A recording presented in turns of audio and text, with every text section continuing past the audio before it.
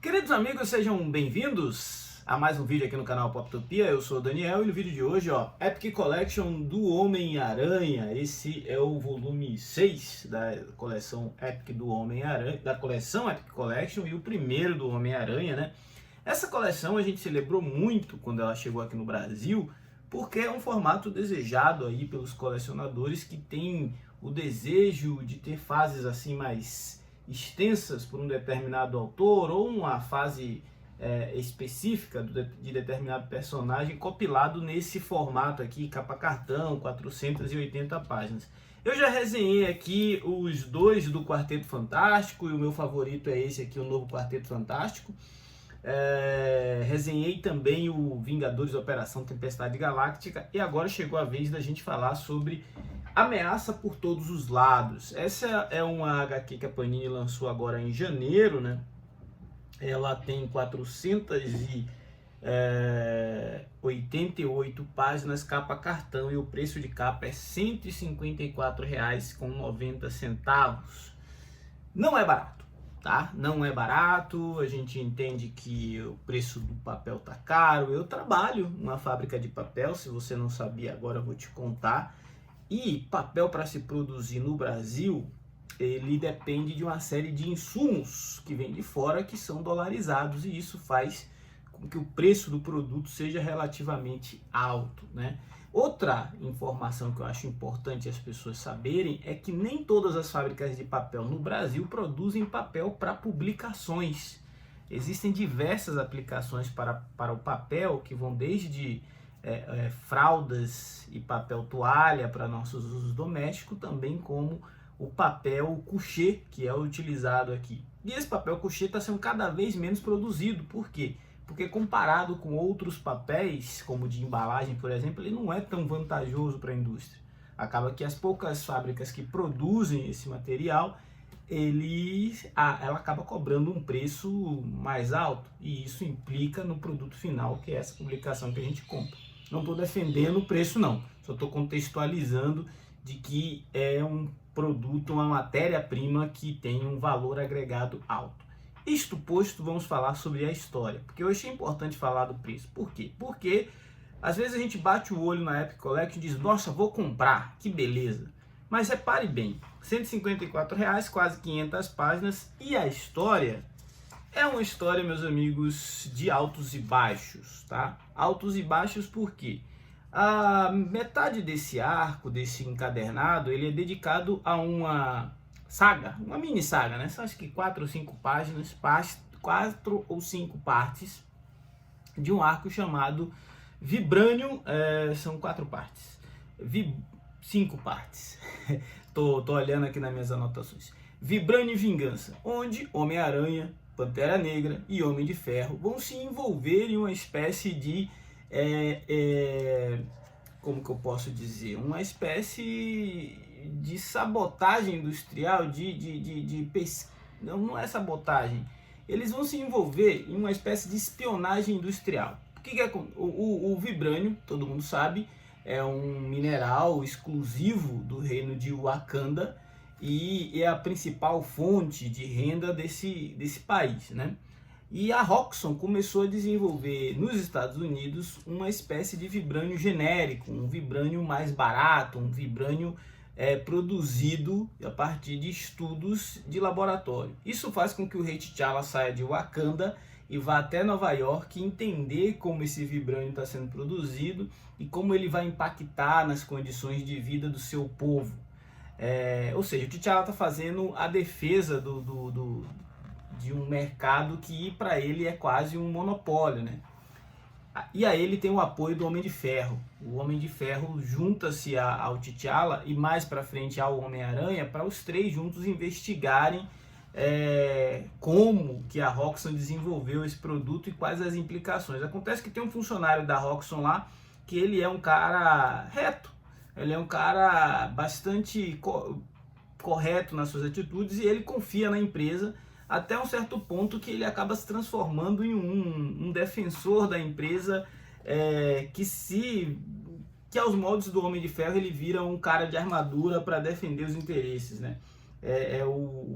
eu não consigo lembrar agora o nome desse cidadão, mas é um personagem genérico. E aí ele se envolve nessa investigação e acaba contribuindo para a compreensão de que algo mais grave está acontecendo. O vibrânio genérico, ele não se sustenta, ele pode provocar outras transformações das matérias com as quais ele tem contato. Só que a notícia desse vibrânio genérico se espalhou e outros interessados passaram a olhar de perto a Roxxon. E aí eu estou falando do Rei do Crime, eu estou falando do Fantasma, eu estou falando do Ultron, e esses caras todos começam meio que montar uma aliança para roubar da Roxxon essa tecnologia, enquanto o Pantera Negra e o Homem de Ferro lutam para que essa tecnologia não caia em mãos erradas. Então ali a gente tem essas primeiras quase 200 páginas do encadernado, essa trama que eu até gostei. É uma trama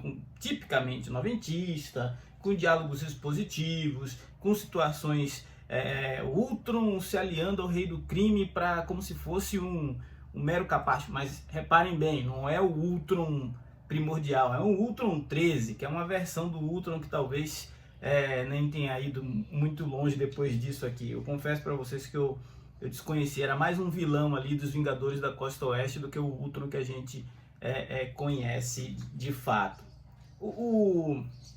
A trama toda é uma trama assim bastante rocambolesca, mas se resolve para a gente caminhar no sentido do que esse Epic prometia, né? Que é uma série de participações especiais. A capa dele já diz isso. Mas essa série de participações especiais, que conta aqui com uma batalha do Homem-Aranha contra o Tri-Sentinela, sendo ajudado pelo Nova, sendo ajudado por alguns dos novos guerreiros como o Radical, é um aspecto também dos anos 90, onde personagens como Wolverine e Homem-Aranha eram utilizados para impulsionar a venda de outros títulos, né? E aqui o Homem-Aranha serviu de cavalo de Troia para que a gente conhecesse um pouco mais o Nova, para que a gente conhecesse o Radical, para que a gente relembrasse o Cavaleiro da Lua. Mais para frente vai ter um crossover chamado Robin Hood, né? Ou 4 para meia-noite, foi traduzido assim, que é a junção de Cavaleiro da Lua, Justiceiro, Nova e Homem-Aranha para lidarem com um antigo parceiro do Cavaleiro da Lua que agora está se voltando contra ele. Então essa história aqui, Robin Hood, ou o 4 para meia-noite, é também um crossover assim que para mim passou bem batido. Tem uma história de ciborgue, a coisa toda vai acontecendo. É legal ver o Radical e o Nova aqui no começo das suas carreiras ainda como novos guerreiros, mas ao mesmo tempo faz com que a gente lembre por onde andam esses personagens, né? Caíram no limbo, no ostracismo. Algumas capas e algumas edições que eu vi aqui são edições que a gente chegou a ver em banca. Eu lembro acho que dessa capa aqui, ó, ter sido capa de alguma revista da editora Abril.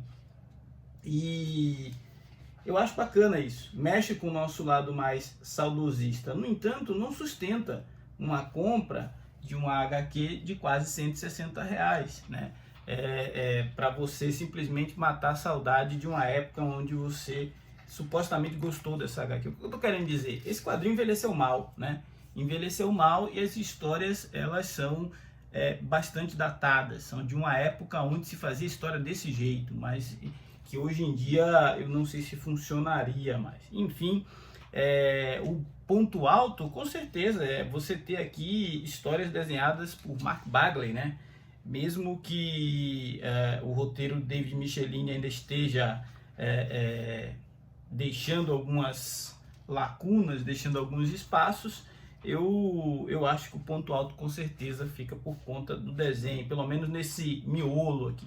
E por fim, a história que talvez seja uma outra pegada, mas que é uma história bastante interessante, e é a que fecha esse encadernado, se chama A Essência do Medo. Na Essência do Medo a gente tem roteiro de Gary Conway com arte de Ross Andru.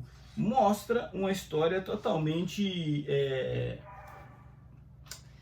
pautada pelo fantasma do nazismo, né? A gente tem aqui um envolvimento do Barão Zemo, uma nova origem para o Barão Zemo, ou um retcon, que mostra o Zemo sendo presenteado pelo Hitler por uma condição quase que de imortalidade. E essa condição faz com que o Zemo chegue aos dias de hoje tentando roubar uma droga, possuir uma droga que está sendo desenvolvida agora não pela Roxxon, mas pela Osborne Corporation.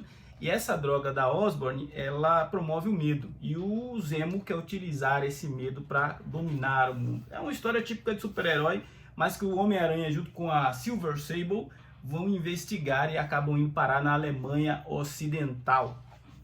Nessa época, ainda começo dos anos 90, o Muro de Berlim não tinha caído e a União Soviética estava começando a se desmantelar. Então havia muita ideia do que poderia sair dali. É o medo do comunismo aparecendo aqui nas histórias do Homem-Aranha. Mas é uma história interessante que tem como principal antagonista o Barão Zemo e o seu Acercla, que é o ninja branco, um mutante capaz de ficar invisível, que dá muito trabalho tanto para o Homem-Aranha quanto para a Silver Sable. A Silver Sable é uma figura presente aqui nesse encadernado, porque ela inclusive lidera um grupo chamado Os Fora da Lei, um grupo que tem participação do Gatuno, Homem-Areia, Rocket alguma coisa, e a própria Silver Sable como líder, né? E esses caras, eles têm ali poucas páginas de história entre uma edição e outra do Homem-Aranha. Engraçado é que a Silver Sable é outro personagem que caiu aí no ostracismo. E o Rocket Race, ao meu ver, parece muito uma versão Marvel para aquele que é o Super Choque da DC Comics. Enfim,